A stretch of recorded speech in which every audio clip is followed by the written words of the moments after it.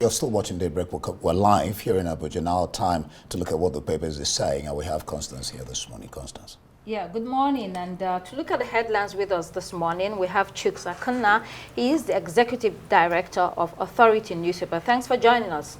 Thank you very much. Hello there and welcome to the program. We'll begin with this day newspaper. An NESG 30th summit, Tinubu canvasses collaborative efforts to drive economic growth. Maltreatment of eagles in Libya, Tinubu demands CAF's investigation justice. Aradel Holdings listing on NGS as 3.4 trillion naira to market capitalization. Kayamo FG set to concession 5 airports. Ayata promises to be advisors in the process.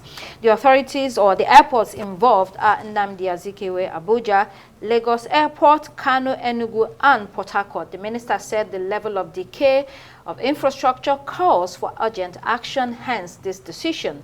He asked both local and international investors to take advantage of this opportunity, given that Nigeria is a big market. Yes, we've always known that Nigeria is a big market, but when will we actually realize this potential that we have been speaking about all the time? Chuks? Very interesting. I think in June or so, the same KMO talked about concession for 19 airports, but now they've come to 5, and it's very interesting because talking about the state of our airports, it's very, very sorry state. Several airports, apart from Abuja and Nnamdi Azikiwe International Airport, Abuja, and Murtala Mohammed Airport in Lagos, you know, most of our airports are nothing to write about. They are like glorified airfields. I spoke about a few months ago when I went through the Owerri airport, even the scanning machine wasn't working. And we all know how safe Imo State is. You know, the possibility of somebody coming in with an explosive, it's very, very high. So it's good, better late than never. Like you said, Nigeria big market, you know, 200 million plus persons, you know. And because of insecurity, a lot of people have resorted to taking to the skies to move from point A to point B. So let's see how the process will go.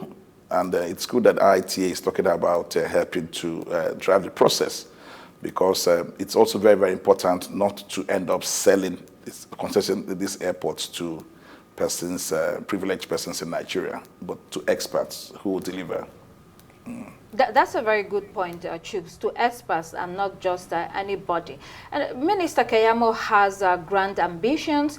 He talks about Nigeria as a potential aviation hub for the rest of West Africa and actually the continent, that it's possible.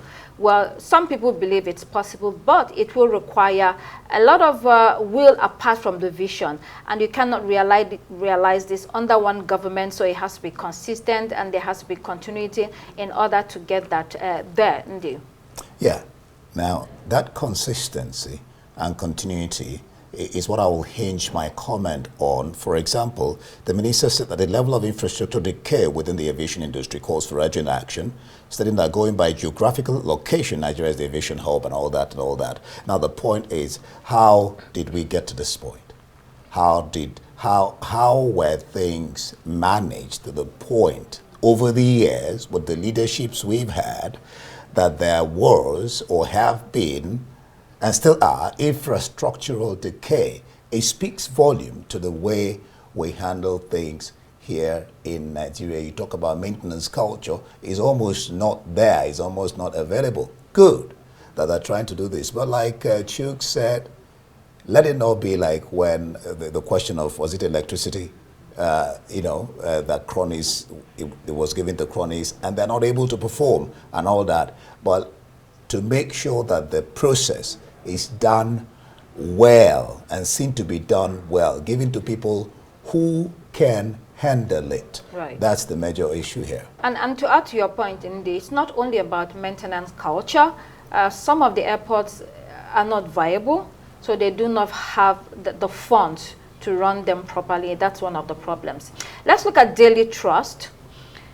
In Daily Trust, Nigeria boycotts AFCON, qualifier after Libya ordeal. Over 2 million people displaced as 200 Kogi communities flooded. PDP governors meeting on Damagu's fate deadlock. 15-year-old student sues Education Ministry. JAM NUC over admission policy, says 18-year admission threshold discriminatory. We're not aware of case yet, says the ministry. I knew he was going to get to this. This kid filed the suit through his guardian at the Federal High Court in Abuja, saying you should be able to get into university even when you are not 18. Chooks. Yes, I think Ichimemere Maso, his name, Opara, 15-year-old, he's going to test the legal waters, as it were. We're always in a state of rest until something shows us up. It's important. This case is very, very important because I read the story and the boy has raised very, very vital points. Is this policy not discriminatory? Is it in adherence with the Constitution of Nigeria, which talks about freedom of association? Is it adherence with the African Charter on Human Rights? That's one of the issues the court's going to determine. And it's interesting because the Minister of Aviation himself is a very senior lawyer. He's a senior advocate of Nigeria. I think it's high time people stop making policies, like pulling rabbit out of a bag. It happened here in the FCT where somebody had to go to court to say, okay, that the VIO, as we have in Abuja, has no legal backing. And we see that the court ruled in favor of the applicant. We've also seen a time when people used to park and pay. And people said, no, there's no law backing this up. So we should also always be careful as policymakers to actually work within the ambits of the law. Yes, the policy might be a good one, talking about psychology of children, but then, if there's no legal backing to that, if it's at variance with the Constitution, I don't see this policy standing in the eyes of the law. That's why there are also people that have said, there are two divides here. There are people that support it. There are people that are solidly against it. There are those that say, in this country, kids that are as young as 15 get married. So why would you stop someone that is, for instance, 17 from going to university? On what basis do you want to argue that? That's a sad irony that you point out there, drawing that parallel between the evil and the good. So if you're 15 and you're able to marry out that child, why would you not let such a child progress in education? But like you've also rightly said, stakeholders are clearly divided on this particular policy. There are those who argue that it will limit those very intelligent children, special children, from reaching their potentials. But on the other hand, there are those who say we need to be careful. The push syndrome is a real thing, and the fallout from the push syndrome, or the education push syndrome, where we try to rush children through the education structure for various reasons, do have consequences such as poor social development, burnout or stress, and even loss of childhood. Many people will say children have lost their childhood. They don't know what it means to be children because you have burnt them out through the education system. I love this development. Laws are made to be tested. And I think that this is one case that would definitely gain traction. And this is one to watch out for. It could set legal precedents like the guest commentator has said this morning. So fingers crossed, the lad says it violates his right as a child. And if you do the maths, all things being equal, this lad is 15-year-old in SS2. So clearly the law affects him because he has just one more year in secondary school. So it does affect him. What's the difference between 17 and 18? Anyway, if you wanted to go to a it's university. One. But and that's very important. Yeah, the thing is that it's good that it's tested in the court of law. So let's see how this case ends. But Ndi, you wanted to add something? Oh, well, just to say that the minister, I had discussed with an education a specialist here, and he said, look, there's no big deal about this. It's in the law. It's just that they are trying to implement it, So we'll see how it plays out. Right. Okay, so let's look at the Guardian newspaper. Nigeria CAF go head-to-head over Super Eagles ordeal in Libya. How Nigeria others can reduce $4 billion regional cybercrime losses. States in darkness as national grid collapses again. Custom extends deadline for private aircraft import duty verification. Edo PDP files petition against result, trades words with APC over IREV manipulation. PDP has said it's optimistic that it will reclaim what it described as the party's stolen mandate. I mean, it's an uphill battle to prove that the election was manipulated. The other day, the Edo PDP alleged that INEC was using delay tactics, to prevent it from accessing necessary documents, chooks. It's tough to prove in an election case.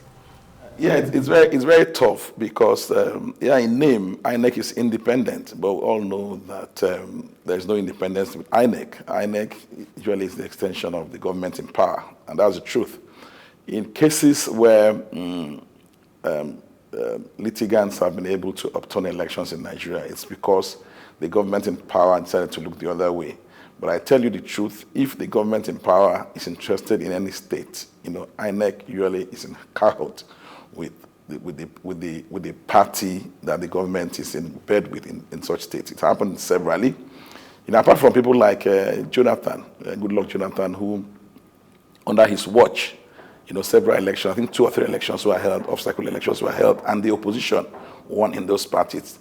It's become, ever since Jonathan left office, it's become very, very increasingly difficult for opposition parties to win states, apart from, say, like, I think Bayelsa last year.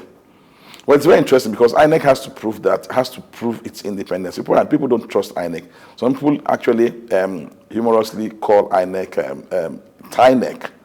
They don't believe in the independence of INEC. So it's high time INEC, raise the stakes and actually prove to the whole world, not just Nigerians, but to the whole world, that it's truly independent in come out of elections.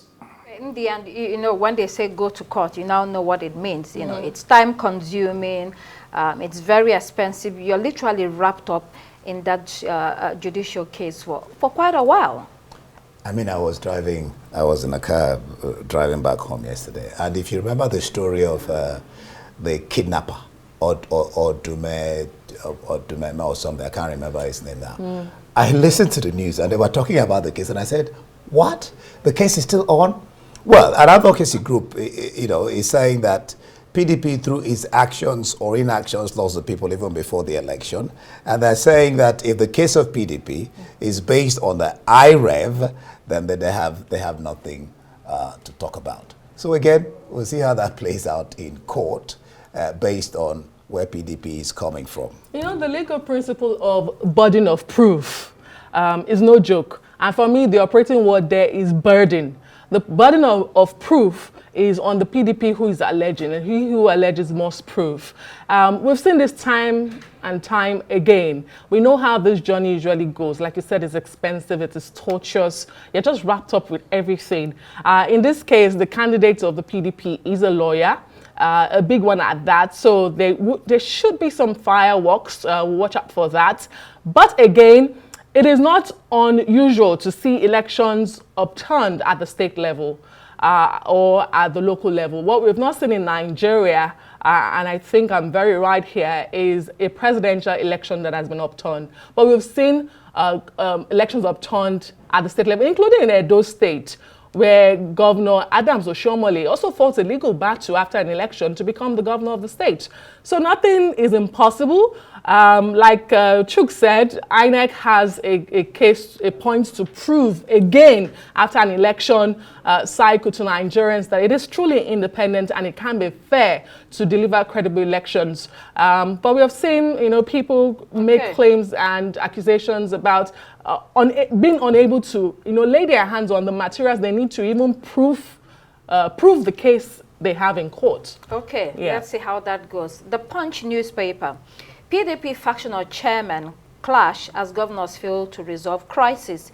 FG plans 25% tax on Nigerians earning above 100 million. Get ready for those taxes. Get ready. Import duty. FG grants private jet owners 30-day extension. Nigeria lost $15 billion to fuel subsidy forex round tripping, according to the World Bank. Let's look at the PDP story. I mean, usually governors have a say and are quite influential in their parties. PDP governors seem to have, in a way, abdicated the party or stayed away for quite a while, and all this crisis was brewing. Now, eventually, yesterday they met. But that meeting was deadlocked choose. They couldn't reach an agreement because they were also in different camps. No, I don't think that's actually the true account of what happened. I spent several years covering the party, and I have my sources in the PDP and several other parties. You see, if you're able to, I think what several newspapers are reporting about the PDP crisis is actually a storm in a teacup. You have a national officer who is national treasurer who now claims that he's national chairman, and he was appointed by a member of the House of Representatives. So I don't think, I think this crisis is overblown.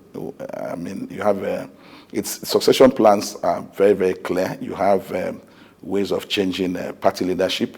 It's either through if an officer dies or resigns, yes, that's the two ways national officers are changed. So if the national chairman, if those who are interested in removing the national chairman, the way to go about it is to wait for a convention or, persuade the man to actually step aside. Then you can bring a person from the North Central to complete the tenure of Iyorchia Ayu. Because we're not even sure if Iyorchia Ayu has withdrawn his case in court. Iyorchia Ayu went to court to stop any process of replacing him, from his North Central zone. So it's very interesting. The governors, we should not forget that the governors are not party leaders per se. I mean, yes, they are party leaders in their states, but when it comes to national, you have the National Working Committee that's elected by the people, by members of the PDP, to run the affairs of the party. So the only two higher organs are the National Executive Committee and then the National Convention. So until these organs meet to take a decision on this party, the status quo, in my opinion, remains. I mean, what's overblown when you have two national chairmen, or two people claiming national chairmanship, you have two people claiming national publicity secretary and legal secretary and all of that. I mean, two NWCs basically. They have problem. Anyway, let's move on to Daily Graphic at the international headlines. Managing public sector wage bill. Wages must match productivity. This is according to Fair Wages CEO. The discussion here is on reforming public sector wage in a way that is corresponding with performance of workers. This ensures that workers are adequately rewarded while also being motivated. I mean, you can't argue with that, Andy. Yeah, you can't. I mean, when a writer said a laborer is worthy of his hire, and so when people work and you don't pay them, that's a no-no, that's one. And then when people work and you delay their salaries, or you pay, there's what you call underemployment, when people are employed below what they should be employed, and then underpayment. So it's very interesting when if you don't give adequate remuneration or compensation for work done, you're demotivating the people, and that could really backfire. And that's why sometimes people are lackadaisical to their work, which is not healthy for a nation, healthy for a company, and whatsoever, even for the individual. Right. Let's look at Daily Telegraph. Harris plagiarizes Martin Luther King in crime book. U.S. Democratic presidential candidate is accused of plagiarism in her first book that actually launched her political career. The plagiarism was described as ranging from minor transgressions to more serious infractions. I mean, Chooks, this was way back. Do you think this will hurt her in any way? I don't think so, because this is not the first major politician in the U.S. that has been accused of plagiarism. Joe Biden was accused of plagiarism, but went ahead to become the president of the U.S. Several of them, Ben Carson, even wife of the Republican president candidate, Melania Trump. She was also accused in 2016 or so of plagiarizing a book. So I think all over the world, Russian leader, everybody, I think because people have become mentally lazy, or people are infatuated by the words of their heroes, so they want to actually be mold themselves, catch themselves in the mold of such leaders. That's why people have gone overboard. I think it's a normal. I think even in Nigeria, I think Buhari also, there was one, I think there was a time Buhari was accused of plagiarizing a book, a speech of I think Martin Luther King's speech too. So it's very interesting. I think it's a human thing. And like I said, people like Joe Biden was in the past accused, but he still went ahead to become the U.S. president. Right. Okay, let's look at the Washington Post. Netanyahu tells the United States that Israel will strike Iranian military, not nuclear or oil targets. Officials say this is being seen as a sign of restraint after concerns that an Israeli airstrike on an oil or nuclear facility would aggravate the conflict. I mean, President Joe Biden is trying to contain this conflict. He's on his way out of the White House. He doesn't want everything to be blown out of proportion. It's something that he cannot handle at the moment. And so this is good news from the Israelis, because there had been that tension and frustration between President Biden and Prime Minister Benjamin Netanyahu at Desua. Indeed, some have even speculated that Netanyahu is structuring this war in a way that he favors Donald Trump should he win the elections come November. But a lot of things have been said. This is supposed to be reassuring, given that Israel is prosecuting these several wars and practically not listening to anybody, including the United Nations. It's even fighting with the U.S., its biggest ally. We've seen the brickbat between the two governments. So if it's not going to hit the Iranian nuclear power plant, that's great news, because we do know the consequences that will come from that. But I wanted to piggyback to the Harry story. Her 200-page book was written in 2009, before she even became the attorney. Before she became an attorney in California, indeed, before she became the California Attorney General. And you're wondering why this is coming to light now. Because she's now a public officer. Indeed. But when you ask the question whether it will affect her or not, and I remember seeing J.D. Vance's tweet yesterday, the vice presidential candidate for the Republican, they have jumped on it. In fact, he tweeted and said, Harris didn't even write her own book. We've seen people who looked through that book and said, indeed, in some instances, they did not attribute the language. Intellectual property is a serious thing. You cannot plagiarize people's work. Well, whatever you do before you become a public officer, it always comes to light. People have to look for something to hang on you. Yeah. I'm afraid I think that's all the time we have for Newspaper Review this morning. Thank you for listening. All right. That will be it. Like Constance said. Thank you, Constance. Thank you, Chooks, for being here this morning. And that's it on Daybreak. Next, the morning show. Thanks for watching. I am Ndi Amugo. And I am Adesua Omorwan. Good morning.